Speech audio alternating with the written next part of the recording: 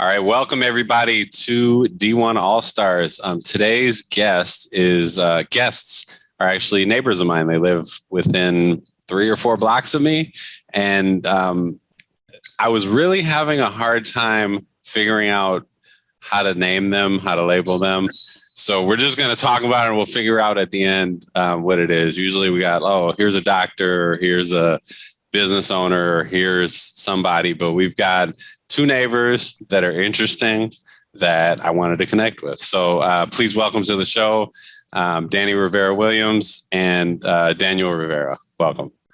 Hello, thank you. Just to clarify. All right. Williams Rivera. See, I knew it. I knew I got it wrong at the very minute that I said it. So thank you for correcting me. Awesome. Well, welcome to the show. And just to everybody that's watching for the first time, D1 All Stars is a show in which we highlight the hidden gems in our community. And first, I guess, why don't I let you both just tell your story? Tell us whatever you want to say. Who are you? How'd you get here? Start. Go ahead. Okay. It's funny because to start off, you're saying, well, how do you label somebody? And we do and are so much, all of us, not just us, that it's hard to kind of put a specific label on somebody. But I would say the very basic start of it is myself, born and raised in New York City, made my way to Wisconsin 2014. The same way that any great adventure begins. When somebody asks me, I say, I met a girl. That's this one. Yay. Born and raised in Wisconsin, went out to New York on vacation, called her parents up the day before she was supposed to come back and said, yeah, I'm going to stay for a bit. So she stayed. 7 years. So were mom and dad like, when you coming back? Yeah, because they were supposed to pick me up at the airport. And I was like, I'm going to stay for a while. And then I did. And now that we're parents, I think about that moment and I'm like, I hope our kids never do that to me because that's really terrible. So what's the story? Who asked who out first? We actually met playing volleyball. It was pickup volleyball. Yep. And it was actually the day the world was supposed to end. It was May 21st, 2011. There were billboards up in the subway, the world is going to end on, this is like the Mayan calendar situation. Oh, yeah. Remember that? They were yes.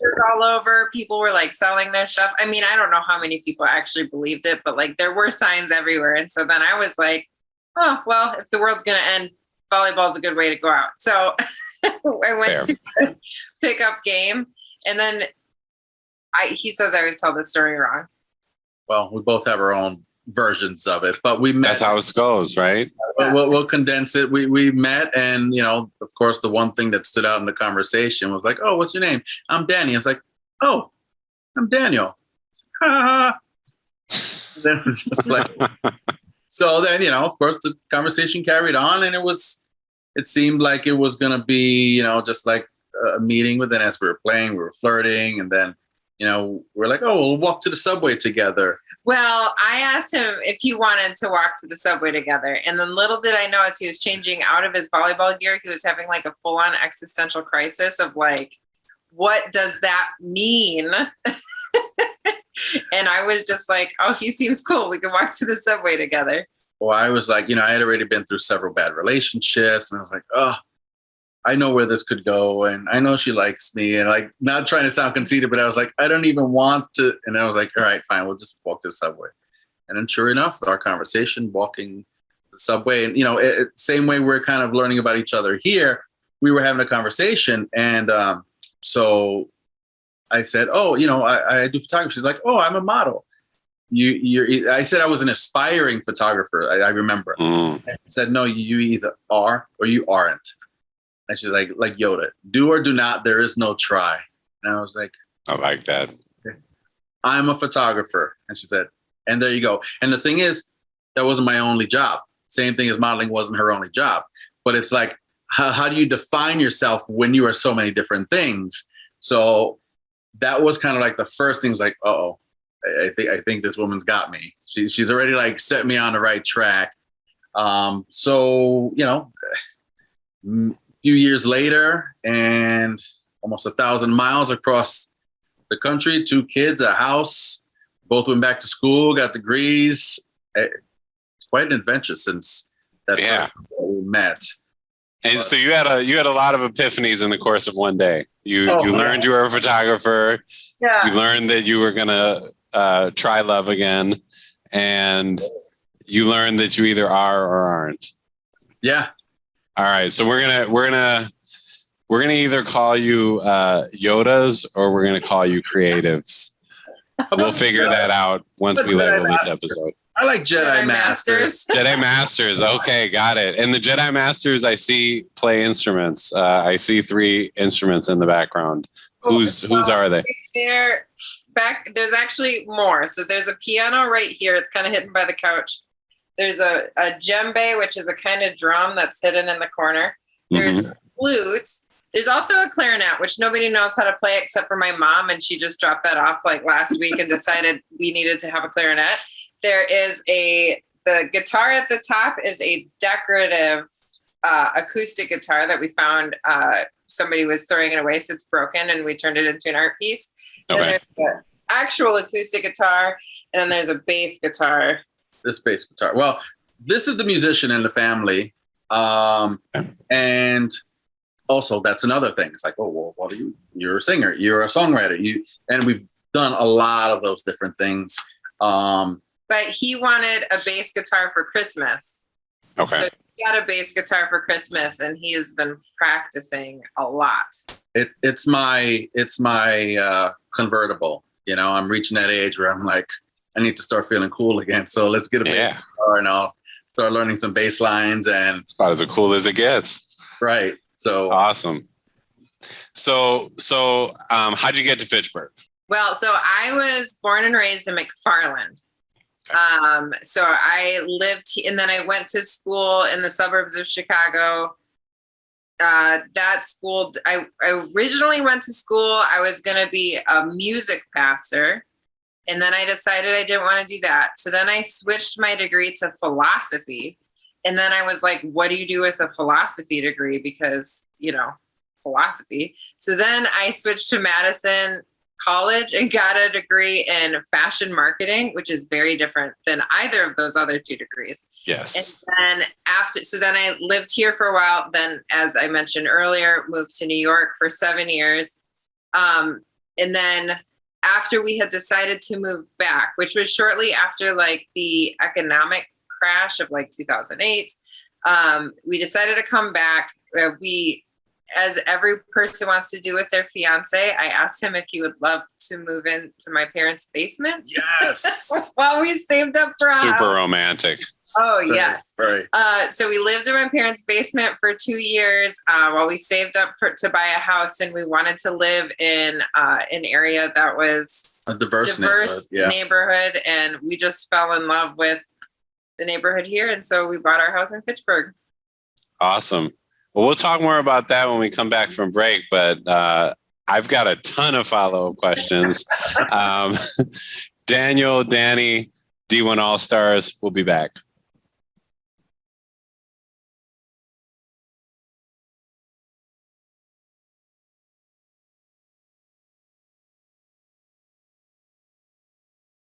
All right. D&D, D1 All-Stars, we are back. We've had some really great conversation, and I caught at the last end of the segment that you moved to this neighborhood because it's very diverse. And I think that's one of the things a lot of people say about why they move either to Fitchburg or why they move specifically to this area. I did too, to some extent.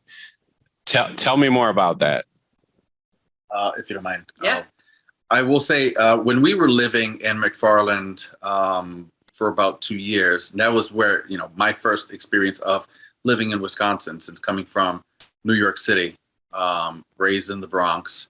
I remember coming to visit a relative of ours and driving through this neighborhood.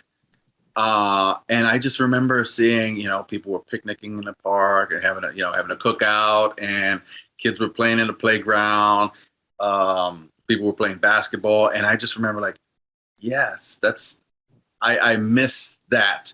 A lot of times there are homes where everything happens in the backyard. And so you don't necessarily see the people in the community coming together like that. And I remember that was the first time that I felt like, okay, I can see us being here in Wisconsin as a whole, like knowing that, okay, this kind of represents what I know and where I come from in regards to a diverse neighborhood and a neighborhood coming together. So it was just by chance that when we were looking for a home, we found a place in that same neighborhood, and didn't hit me at first until we went to see the house. And I said, oh my goodness, this is that place that we drove by that one time. Yeah. So this is, it's definitely a sign that, this is meant to be. It's special. Yeah, it's a special place. Danie, do you have anything to add? Well, and so my sister, she's moved since, but she used to live actually just one block away from where we were at. So multiple times when we would come visit her, so when I was in New York, I mean, right before we moved, we had lived in the Bronx, but then I had also lived in Harlem. And one thing I loved about living in Harlem was same vibe, whereas like there would be like barbecues and stuff on the sidewalks in front of the apartment buildings. And like people would literally have like, it set the TV up if in like the window. So like you could watch from like outside while you're barbecuing. And it was just kind of like, you'd be walking down the sidewalk to your apartment and there was just like community, like all the way down, and people would be like very friendly. I mean, I think New York has like a reputation of not being very friendly, but once you like, obviously it depends on your neighborhood, but most of the neighborhoods I've lived in, once people know you are from the neighborhood, is a very like friendly, everyone knows like each other, and like there's a very similar vibe here, which is really cool. All right, so do you all ever watch Deezus and Miro? On that's that two comedian duo. They do the show. I don't watch it regularly, but I know of them. Yes. Okay, so at the end of the show, they always have like a little rainbow phrase, like whatever it is you want to say hovers over you. So ours is going to be Dunn's Marsh is a vibe. Yes. Yeah. Dunn's Marsh is a vibe. I love it. Yes. So have you found, since you've moved here, have you been surprised by anything? Have you found like hidden gems or things that you've really enjoyed doing here or seeing here? One of the things that I like seeing that we don't necessarily take part in is just the community garden. Because it's like one of those things that, I mean, growing up, and there are community gardens where I'm from, but it's something that like never thought about because I'm just trying to get where I'm going, whatever. But especially now that we have a family, it's like, okay, let's see what is around. Let's take more walks. Let's go down this way. Let's explore. And just exploring things and seeing, what other people's interests are and what brings them together. And it's like the community garden is just exactly what that is. So it's a collection of people who are creating something, and every creation is not the same. You have one person over here, there's one plot with these type of herbs, another plot that's growing these vegetables. But like all together, you look at it from afar, you're like, well, that's pretty awesome. And you get in, you look, and it's like, oh, this is awesome. And it's a smaller section of it with a lot more detail to it. And so that is the exact example of what makes a great community.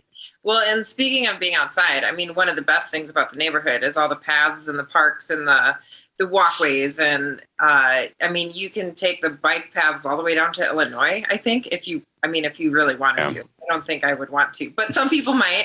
But I might. Right. I started doing the Couch to 5K app during the pandemic because I decided I was going to enjoy running. So like I've gone running on these paths a lot. We got a dog and she comes with me, and actually taking her with me on walks and runs, we've met, she has 2 doggy boyfriends now. Like we've exchanged numbers, the owners, and we will like text each other. Oh, I've got a lot of meetings today. Can I drop my dog off? They can play for an hour or so. And so we'll make like, we've met people in the neighborhood just through our dog, and have like, so she gets excited if she knows she's going to go visit her boyfriend now because she knows the direction of the house. So Awesome. And do you have you both have kids?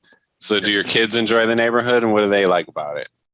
They do. They love the playgrounds. There's a couple in the area. So it really hit them hard when in 2020, when at first it was like, hey, we can't do any of this stuff. So we tried to buy it, and it's like, but we can't. And they're really good about understanding. And we have playground in the back, but it's not the same. Like being able to go out and even seeing them kind of interact with the other kids is awesome, and they love that. We do love the library. I mean, as a whole, the library is great. The Boys and Girls Club is great also.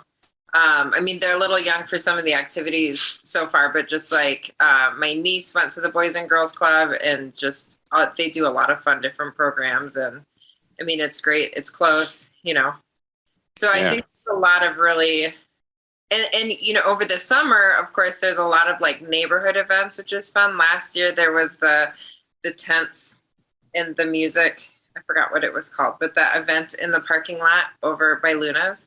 Yes, the block party. Yes, that was super fun. Yeah, she went to that one. I didn't make it. It was a day, as parents would understand, where we just were exhausted as parents. And I was like, I cannot bring myself to get dressed and go outside. But she was like, oh, I got to run this errand. So I was like, okay, you go. I saw you. Yeah. No, Luna's block party's a vibe, and definitely trying to get more of that type of stuff going on in the neighborhood. So if you could say one thing that you wish either your neighborhood or in general Fitchburg doesn't have that it could have, or something to make it become a better place, what would that be? I can't think of anything specifically that, part of it is also, it's like where our boundaries end, because it's like, we have this, but it's like, was it technically Fitchburg? Is that Madison? Is it, and I mean, it's a good thing, but I couldn't think of anything specific that I could say. So this is not specific to Fitchburg, but one thing that would be nice is, okay, so we had some new neighbors move in next door during the pandemic, but it was that weird time where like you didn't want to breathe on anybody because nobody knew. So we never introduced ourselves, and it's been like a long enough period where now it's kind of just weird because they've been there for a while. But so it's like a lot of head nods. Oh, you're not that new anymore, but we've never met. So if you guys want to throw a block party on our block, and then we can low key meet our neighbors without it being weird now, that would be great. I love it. This is controversial as a city council member, but one point of contention is always whether or not to put sidewalks in neighborhoods. Yeah. And it makes it really tough to be able to do that if you don't have like a sidewalk to walk up and down the street. But there's some people that just no sidewalks, don't have them. So if anybody's watching this, like, don't say I'm trying to put sidewalks in, but that might help the block party a little bit better. Yeah, I agree. Awesome. Well, we're going to go to our next segment. So Danie and Daniel, D1 All-Stars, we will be back.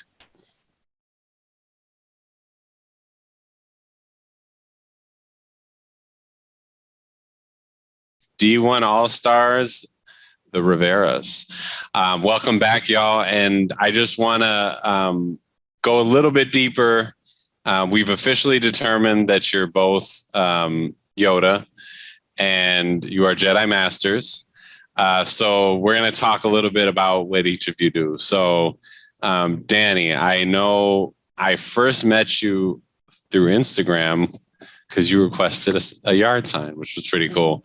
And then just like followed you both on social media, started seeing all the things you did. But one of the things that intrigued me was your podcast. Can you talk about that for a little bit?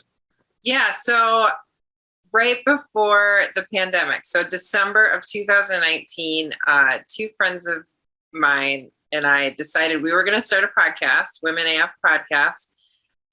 We happened to, so we had plans for what this podcast was going to be, but like most people, the pandemic happened and it changed our plans. So we officially finished our first season. Our first season was about a year and a half. We took a break for summer, and Then our producer quit. So now we're trying to figure out what that looks like again to start up without a producer or with a different one. We're not sure yet. But what ended up being really interesting is, each week we were talking about like current events and what was going on. And there was so many things that were happening in the world that were just completely unprecedented that I think it's going to be really cool because like looking back, it's like we have this documented journey of like the three of us, is each of our experiences were very different. Carrie, one of the people in the podcast, she did virtual schooling with her kids. Nicole started a new job, like mid-pandemic, fully remotely, meeting everybody, interview, like the whole thing was completely remote. And so it was a very interesting and very cathartic experience. It gave us a lot of opportunities to talk to each other, to interview people, and to document that whole process. And so it'll be a nice, I feel like, piece of history that also we can show to the kids sometime when we're older and they're doing their school projects and they're like, can you tell us about the year 2020? Here you go. Here you go. Right on a platter. Exactly. So, I mean, like, as I said, our producer went on to do other things. And so, of course, that's fine. So we're just now rehashing what the future of the podcast looks like. We might actually switch to like a video platform maybe. So we're just kind of excited to see what our next steps are. Maybe Fact TV. Maybe Fact TV. Awesome. So what's your favorite episode? Oh, that's a good one. So there was actually one, I'm a big book nerd. So there was one particular episode where Nicole and I ended up just geeking out about our favorite books. And we decided we could only do that one time because everyone would quit listening to the show if we did that every time. But that was my personal favorite one. Although I did also really like all of the interview episodes too, because we met some really interesting people. And sometimes they even gave us free beer. Oh, okay. So interview more people like that, please. Yeah. So it's kind of like the artist thing where the artist is making something for themselves versus making something for the mass public. What was your most popular episode? Our most popular episode was one of the earlier ones, actually, where we're talking about virtual schooling.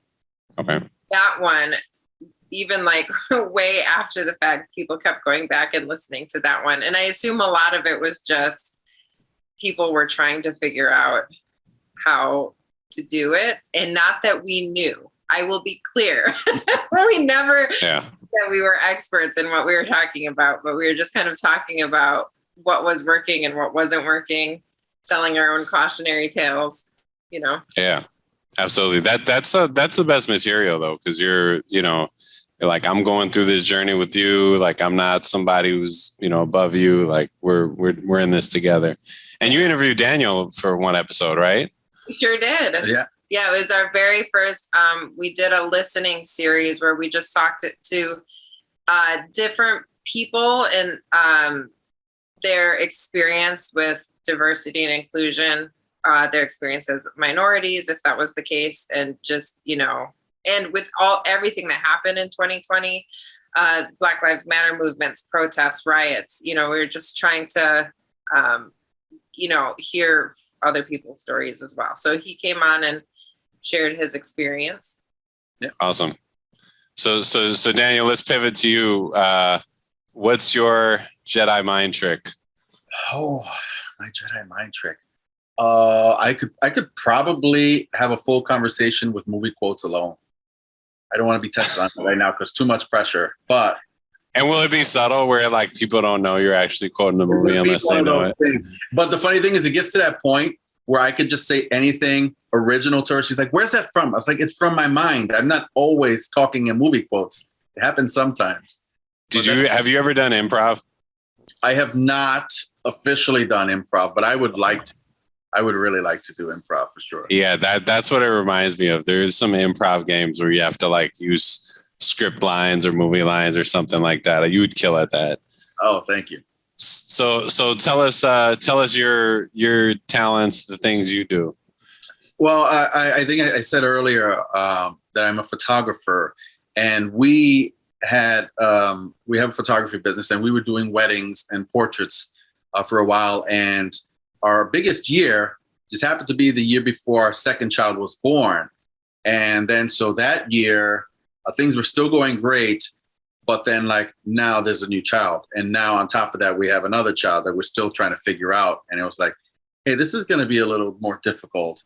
And in trying to juggle all of that, I said, you know what? I love photography, but I'd rather let that fall to the wayside than, my children. Like this is, the first experience we're having as a family. Also with weddings, everybody wants to get married on a Saturday in the summer. Like that's prime time for spending with your family.